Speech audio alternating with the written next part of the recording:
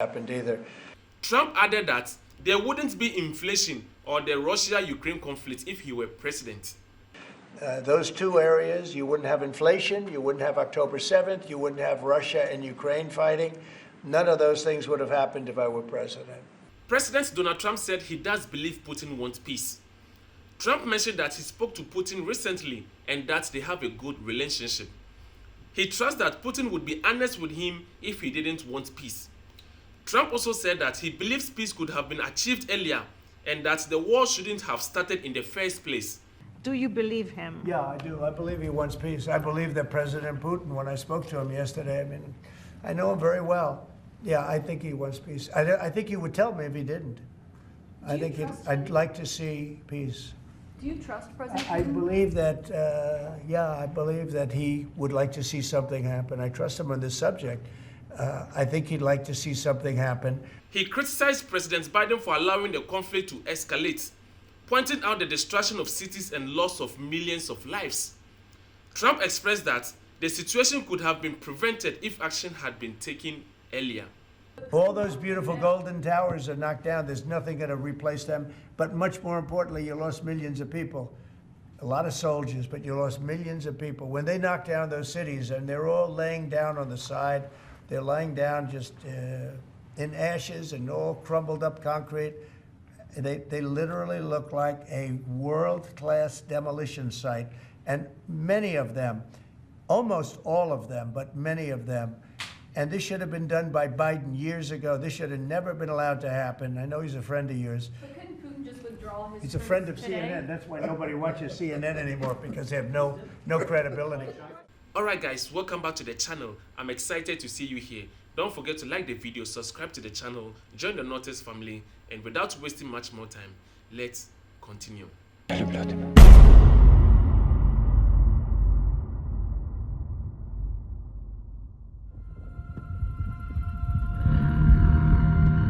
At the Munich Security Conference, Vice President J.D. Vance and Secretary of State Marco Rubio meet with the Ukrainian President Zelensky to discuss the ongoing conflict with Russia. President Zelensky emphasized the need for real security guarantees before engaging in any peace talks with Russian President Vladimir Putin. Well, good afternoon, everybody. We're, of course, happy to welcome the Ukrainian delegation led by President Zelensky. We had a number of fruitful conversations, a number of things for us to follow up and work on.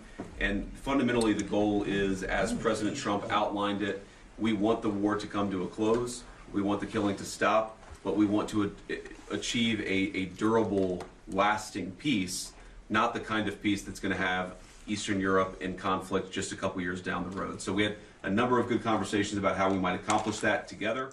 He expressed that Ukraine requires concrete assurance to ensure its sovereignty and security in any potential agreement.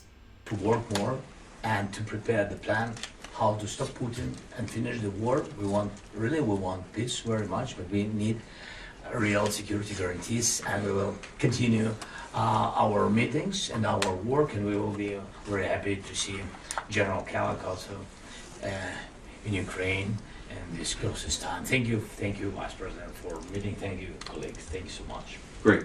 In response to a reporter's question about J.D. Vance's speech at the Munich Security Conference, President Donald Trump agreed with Vance's point about freedom of speech and immigration in Europe. Trump said Europe is losing its right to free speech, which is very important.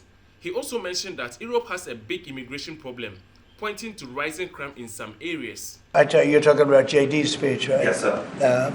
I heard his speech, and he talked about freedom of speech, and I think it's true in Europe. They're losing their wonderful right of freedom of speech. I see it. I thought he made a very good speech, actually, a very brilliant speech, yeah. Trump called Vance's speech brilliant and said it was well liked by many people.